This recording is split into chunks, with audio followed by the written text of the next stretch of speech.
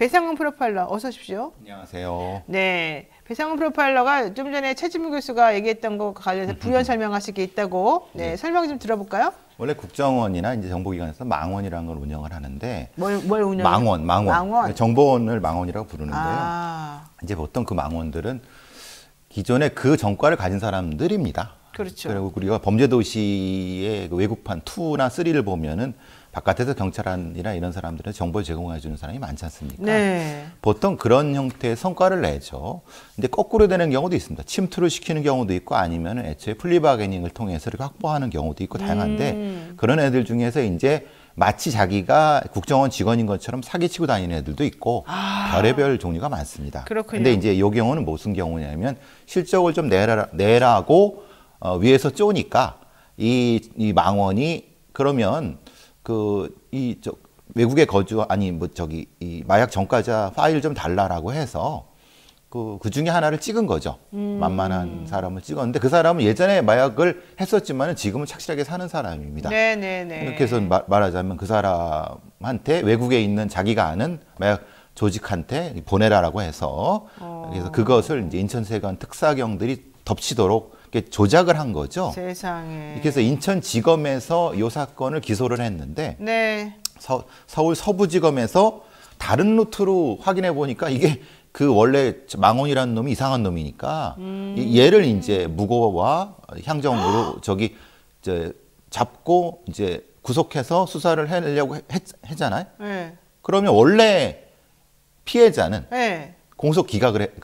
커피숍 사장이 그러니까 우리가 편하게 자 커피숍 사장이 피해자예요 원래는. 그 사람은 마약을 했던 전과는 있지만 현재 착실히 살고 있어요. 근데 그 망원이라고 하는 사람에게 이 국정원에서 야 네가 좀 조작해봐라고 해가지고 지금 피해자가 됐어요.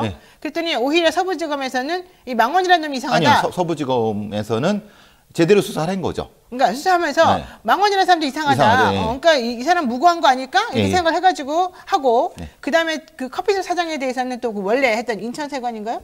인천세관 그리고 인천지검에서 기소를 했죠. 그 사람을 이제 기소하려고 그러고 그러니까 한 군데서는 제대로 지금 이 사람을 잡긴 잡았고 한 군데서는 피해자를 또 잡은 거예요. 그렇죠. 두 건이 지금 돌아가고 있었는데 그래서 인천지검에서 대검찰청에 이제 올라간 거죠. 두 개가 올라갔겠죠. 그렇죠. 인천지검, 너네 그 피해자가 이 사건 이러니까 공소를 풀어라. 그렇지, 그래야지. 그게 맞는 거 아니냐 그랬더니 인천지검에서 좀 더 보자라고 지금 버티고 있는 상태. 버티고 있군요. 있고 그래 서부지검은 자기들은 좀 황당한 거죠. 제대로 수사를 해갖고 이런 그 망원. 얘가 뭐 무고한 건데. 그렇죠. 그러니까 이게 좀 어정쩡한 상태인 겁니다. 근데 지금. 제가 보기에는 더 웃긴 거는.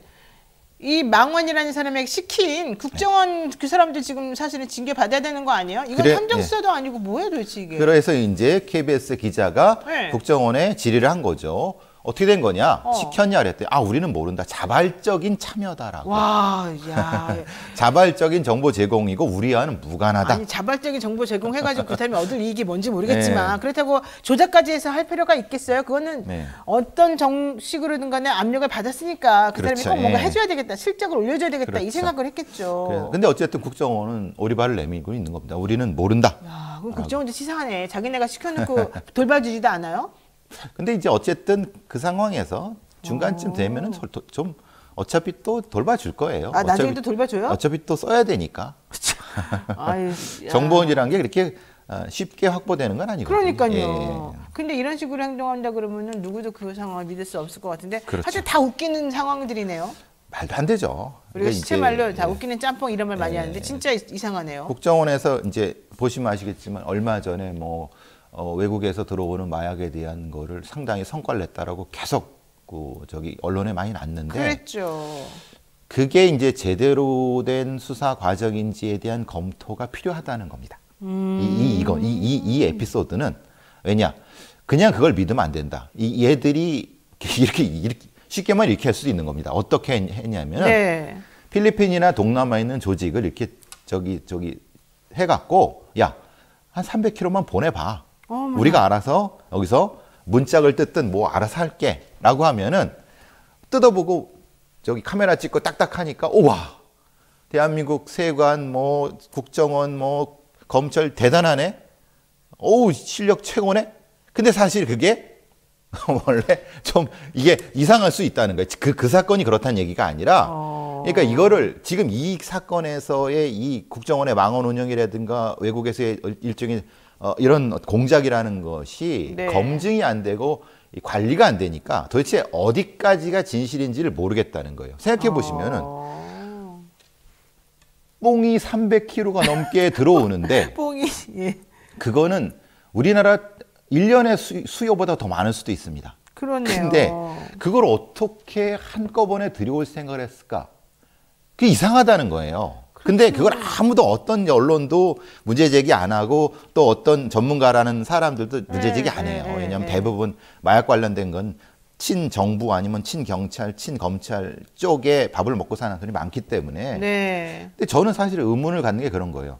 그렇게 갑자기 많은 양을 외국에 있는 조직애들이 미치지 않고서 보내지 않습니다. 그게 한두 푼이 아닙니다. 이게 소위 말하는 이게 조금씩 보내면서 루트가 확인돼야 되는 거지.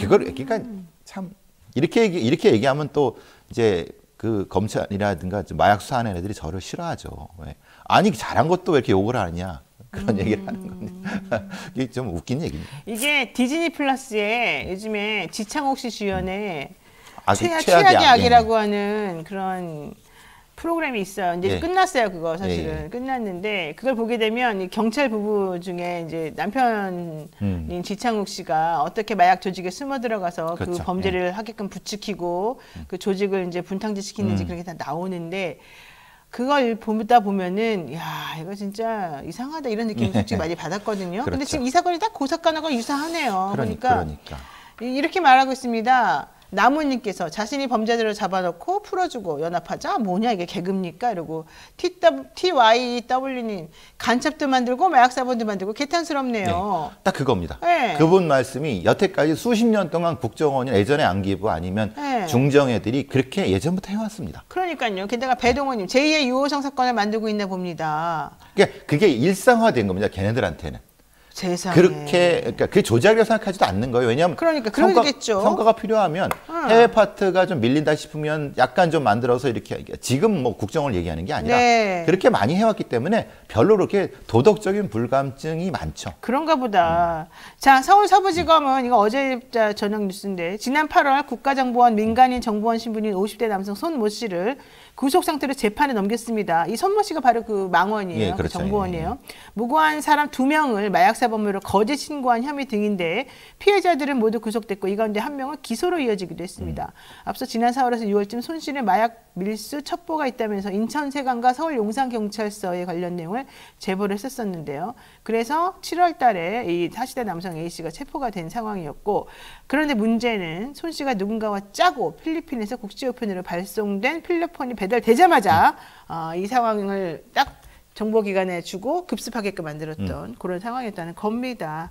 자, 어쨌든 한번 좀 찾아서 읽어보시고 이게 바로 대한민국 수사의 현 방식이라면 정말 실망스럽고 너무너무 부끄럽고 어이상실입니다. 있을 수 없는 일인 것 같습니다.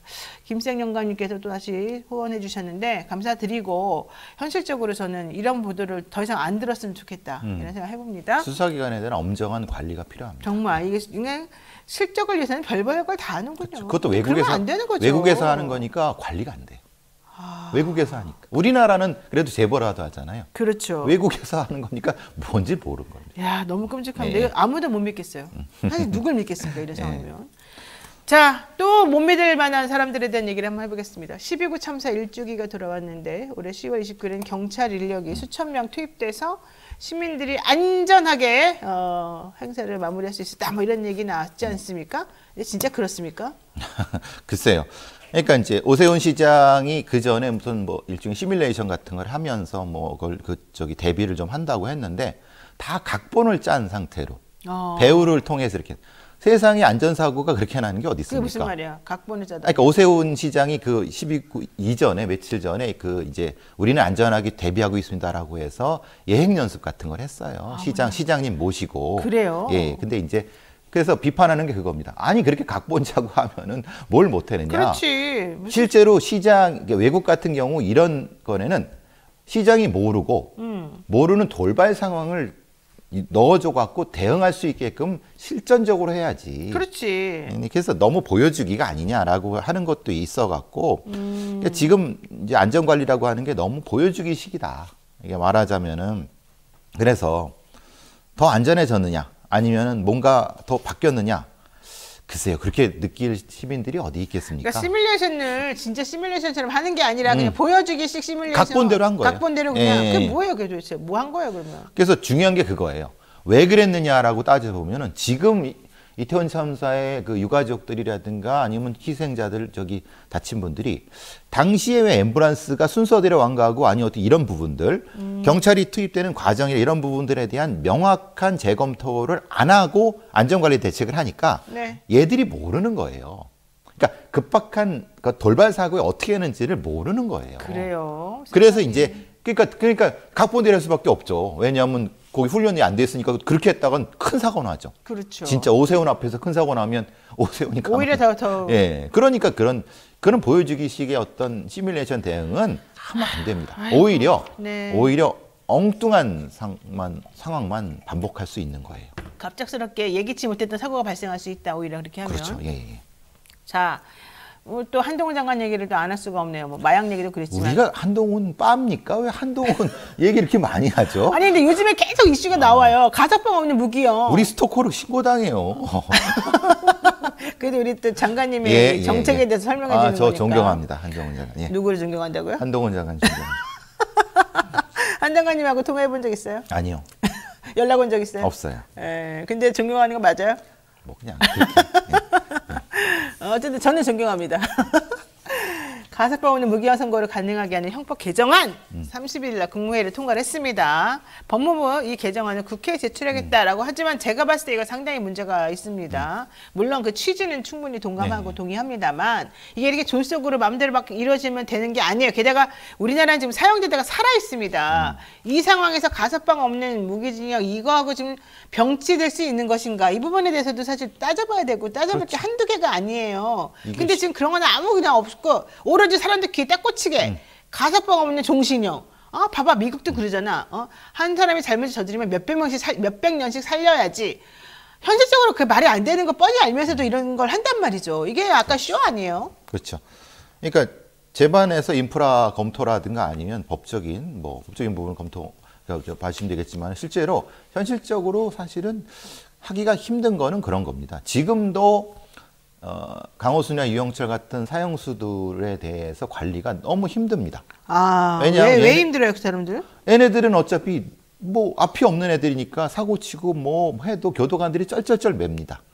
그러면 가석방 없는 종신형으로 들어오면 얘네들을 어떻게 관리할 것인가? 아니 근데 내가 얘기 들어보니까 실제 사형수인데도 사형 안 나가기 뻔히 아니까 이 사람들이 그 아예 교도소에서 왕노릇을 하고 있대요. 구치소에서. 예.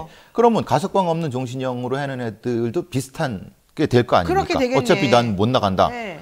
그럼 거기에 대한 소위 말하는 개호 관리의 매뉴얼이라든가 그에 맞는 인력이라든가 아니면 시설 같은 경우는 어떻게 할 것인가에 대한 얘기를 해야죠. 그런 거 없이 이걸 해버리면은 그 감당은 다 애꿎은 교도관들이라든가 아니면 그 지역에 있는 교도소의 주민들이 더 뒤집어쓸 수밖에 없는 거예요. 아니 근데 한동훈 장관이 지난번에는 또 사형수들 전국에 있는 사람들 막 한으로 모았잖아요. 그렇죠. 그것도 왜 그렇게 모은 거예요? 그러니까 이제 그것도 보여주기죠. 그것도 보여주기죠. 네, 이제는 풀어놨을 겁니다. 왜냐면 한 달 이상 못 놓거든요. 못 모으잖아요. 그러니까 그래놓고 이제는 풀어놔서 할 게 없으니까 다시 종신형, 가석방 없는 무기형 이거 지금 내놓은 거 아니에요? 그렇죠. 그러니까 좀 관련된 사안에 대해서 차분하게 검토하고 토론과 논의를 통해서 대안을 찾아야 되는데 그런 거 없이 툭 던져놓고 감당은 밑에 사람한테 하라. 이건 사실 말이 안 되는 거고. 그럼 특히 이제 그럼 가석방 없는 종신형이라는 걸 딱 봤을 때 그럼 가석방 제도라는 것에 대한 것을 한번 검토해 보자. 가석방이 왜 이렇게 문제는 이런 거잖아요. 지금 이제 여러 분들이 문제 제기하는 건 가석방이 너무 쉽게 된다는 거잖아요. 그러니까 무기수도 20년 지난 다음에 가석방을 하게 되는데 사실은 이 사람은 가석방돼서 보니까 바로 또 다른 살인을 해버려. 그러면 그 가석방을 결정한 사람들 아니면 그 사람들의 회의록 아니면 그 결정 근거 이런 것들을 면밀히 분석해서 가석방이 잘 안 되게 하면 되는 거다. 그것도 대안이 될 수 있다는 거예요. 그러니까 그런 다양한 형태의 토론이 있는 다음에 이런 부분이 돼야 되는데 그렇죠. 그냥 어떤 특정한 걸 던져놓고 우린 몰라. 이건 안 된다는 겁니다. 아, 정말 답답한 일이 너무 많이 벌어지고 있고 요즘에 또 정말 황당무계한 사건이 많이 벌어지고 있는 것 중에 하나가 펜싱 국가대표 남현희 씨랑 전청조 씨 얘기입니다. 여자랑 결혼한다. 이것도 황당무계했고 성전환자라고 알았다면서 임신했다고 또 본인이 생각했다는 것도 웃기고 왜냐하면 남현희 씨는 게다가 아기도 낳아본 성경험이 있는 여성이란 말이에요. 근데 이렇게 이해할 수 없는 뭐 그 사람 말에 무조건 다 믿었다는 식으로 나오는 것도 황당하고요. 더 황당한 건 이거예요. 원래 그 사람을 스토킹법으로 경찰이 체포해 갔다가 1시간 만에 풀어줬거든요. 그렇죠. 그런 다음에 어제 또 김포에서 잡혔다는 건데 사실은 남현희 씨랑 이 전청조 씨 간의 관계가 매우 의심스러운 게 그렇죠. 2월 달에도 알았다는 거잖아요. 이 전청조 씨 상황에 대해서. 전청조의 주장대로라면. 그랬는데 결과론적으로 남현희 씨의 빚이 1억 4천인가 있었다는데 그 빚도 다 전청조가 갚아줬고 펜싱클럽 회장이라는 사람도 다 전청조 씨에게 남현희 씨가 소개해줬다는 거고 그렇죠. 또 남현희 씨가 다니던 펜싱 아카데미에 유력한 사람들 뭐 재벌집이라든가 기업하는 사람들이라든가 이런 사람 되게 많았는데 그 학부형들도 전부 다 또 다 남현희 씨가 소개해주고 그랬다는 거예요. 정황상 그렇게 될 수밖에 없는 상황이었다.